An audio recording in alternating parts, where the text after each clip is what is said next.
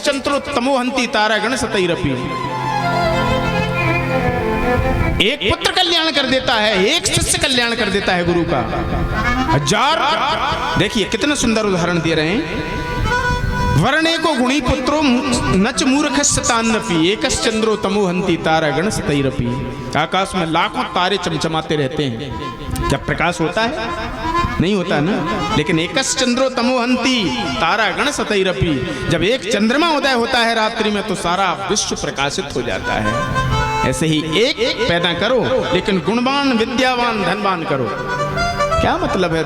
गुरुजी ने डांटा, का परीक्षा ली तूने इनकी एकाध की? ये सब मेला वाले हैं कि कोई सच्चा शिष्य है? देखिए गुरुओं की परीक्षा भी देख लीजिए आप। गुरुजी ने परीक्षा ली 1000 शिष्यों की। गुरुजी ने क्या किया, एक दिन बाजार गए, एक पका हुआ आम लेके आए और जंगा पर बांध लिया, सफेद पट्टी उससे बांध दिया और चिल्लाने लगे, बचाओ बचाओ, मेरा प्राण निकलता है, मेरे पैर में फोड़ा हो गया, प्राण निकलने वाला है। 1000 चेला आ गए, अरे गुरुजी हम नहीं मरने देंगे आपको, ये शिष्य पहले मरेगा, आपको नहीं मरने देंगे, बताइए क्या तकलीफ है? कोई वैद्य बुलाएं, हकीम बुलाएं, डॉक्टर बुलाएं?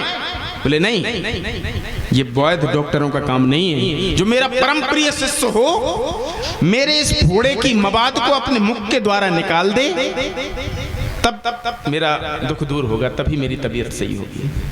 1000 चेला सुन रहे थे।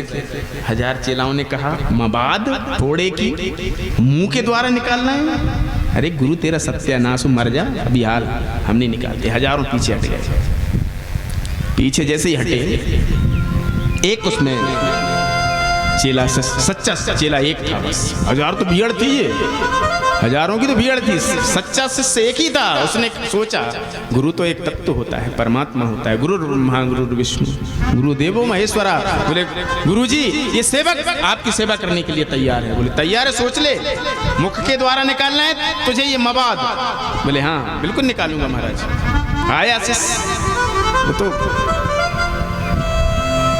फोड़े में मुंह लगाया और एक चुस्की मारी उसने, आम, पके हुए आम का जूस अंदर गया तो स्वाद मवाद में। आज तक मैंने इतने सारे जूस पिए, इतने सारे फल खाए, लेकिन इस मवाद में कितना स्वाद आ रहा है, बजाय बाहर के और अंदर निकल गया वो मत।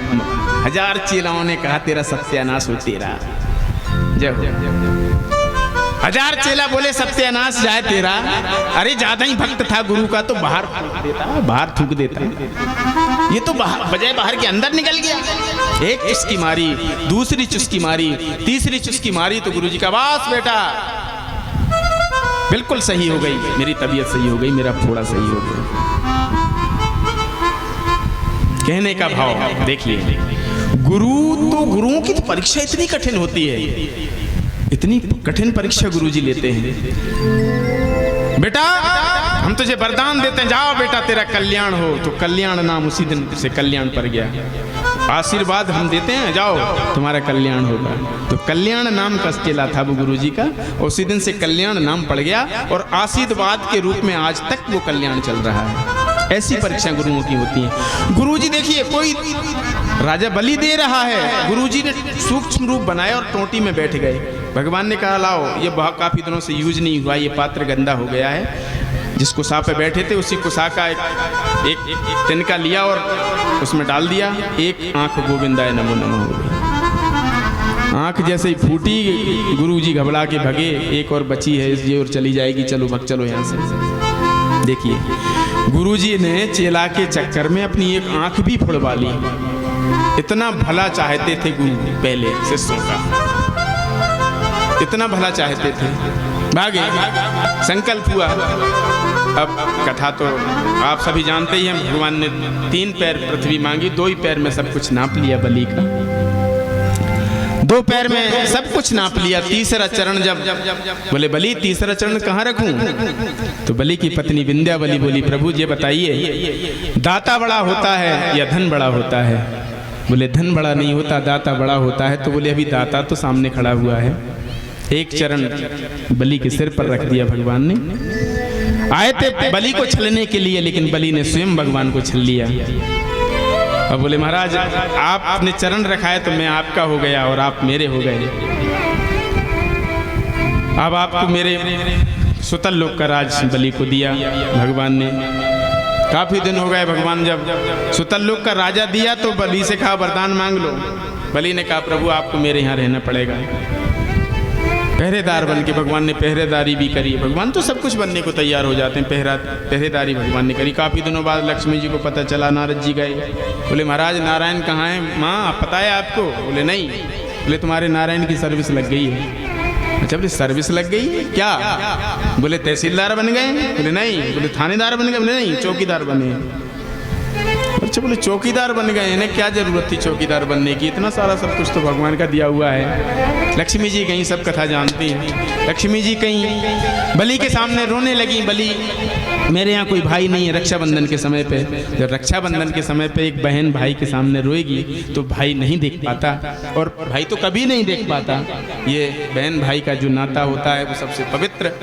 दो ही नाते होते हैं, एक तो पिता पुत्री का, एक बहन भाई का नाता होता है। तो बहन को रोता हुआ तो कभी भी नहीं देख पाता भाई। और बलि के सामने रक्षाबंधन के समय पे गई थाली लगा के। रक्षाबंधन जब जैसे रक्षाबंधन हुआ, रक्षाबंधन कहा बहन मांगो क्या चाहती हो, तुम त्रिलोकपति के यहाँ खड़ी हो, तुम बोलो क्या चाहती हो।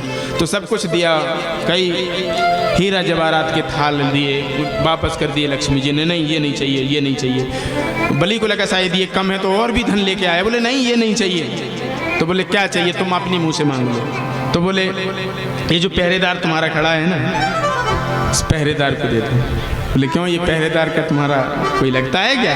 बोले ये तो मेरे प्रभु हैं, स्वामी हैं, ये मेरे सर्वस्व हैं, आप नहीं को दे दीजिए। बलि ने यहाँ एक बात कहता है, बलि कहता है लक्ष्मी से, बोले बहन ये बताओ तुम्हारे घर में क्या ये धंधा होता है क्या? बलि कह रहा है लक्ष्मी जी से कि तुम्हारे घर में क्या ये धंधा चल रहा है क्या? धंधा होता है क्या? बोले क्या? अरे बोले जब तुम्हारे पति देव आए उस समय भी संकल्प उन्होंने करवा लिया, और संकल्प किसी चीज का करवाया, और जब नापा तो फिर दूसरा। तुमने भी झूठा ही बोला क्या? झूठ का धंधा करते हो क्या तुम? कि मेरा भाई नहीं, ये नहीं, वो नहीं। अरे तुम सामने ही वैसे ही आ जाती, तुम्हें तो वैसे ही दे देता आपको। देखिए भक्त के आगे भगवान को झुकना पड़ता है, ये भक्ति की पराकाष्ठा होती है। भक्ति जब भक्त एक भक्ति करता है तो भगवान को ही झुकना पड़ता है। आज बलि के द्वारे पर भगवान नौकर बन के रहे, और क्या होती है भक्ति की पराकाष्ठा यही है। आगे चल के मन मंत्रों की कथा आई, और मन मंत्रों के बाद यहाँ से अब राम जन्म की पावन की कथा। यहाँ से राम, पहले कृष्ण जन्म से पहले राम जन्म। देखिए अब समय पूरा ज़्यादा हो रहा है तो राम जन्म की कथा यहाँ से आरंभ हो रही है। सभी लोग हम कथा में प्रवेश